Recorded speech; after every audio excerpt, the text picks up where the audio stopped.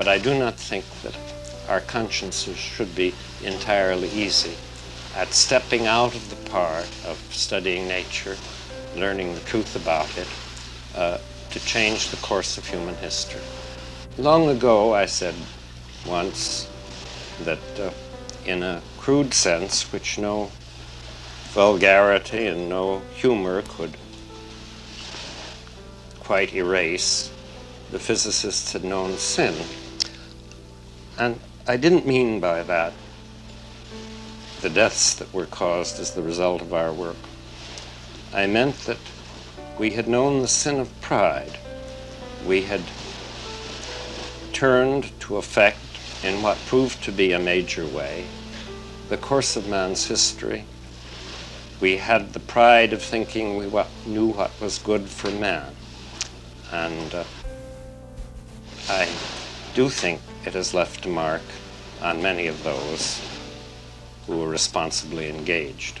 So you've seen the Oppenheimer movie. Were you wondering what happened to Robert Oppenheimer after the hearing? Well, you're in luck. Today I'm going to tell you what happened to Robert Oppenheimer and his family after the hearing. After the 1954 hearing stripped Oppenheimer of his security clearance, he had a black mark on his name. Many believed him to be a supporter of communism and a Soviet spy. It would take years before the 1954 hearing documents were declassified and released to the public. The documents released in 2014 revealed there was no evidence to suggest Oppenheimer was a spy of any sort. The Department of Energy finally declared it was revoking its previous decision to revoke Oppenheimer's security clearance. The DOE called the 1954 hearing a flawed process that violated the Commission's own regulations. However, it was too little too late. Robert Oppenheimer had passed away by then. Going back to the past, the Manhattan Project physicist decided to move his family to the US Virgin Islands to escape all the slander and defamation that the hearing had caused. Robert Oppenheimer bought a piece of land from the Gibneys, who owned some land on the island of St. John. Robert Oppenheimer would spend his days writing poetry at his desk facing the bay, away from FBI surveillance. On other days, he would spend his time sailing with his wife and children. During New Year's Eve, Robert would invite friends over for a party. They would drink champagne and dance on the beach. All good things came to an end. Robert Oppenheimer died of throat cancer in 1967. His wife Kitty Oppenheimer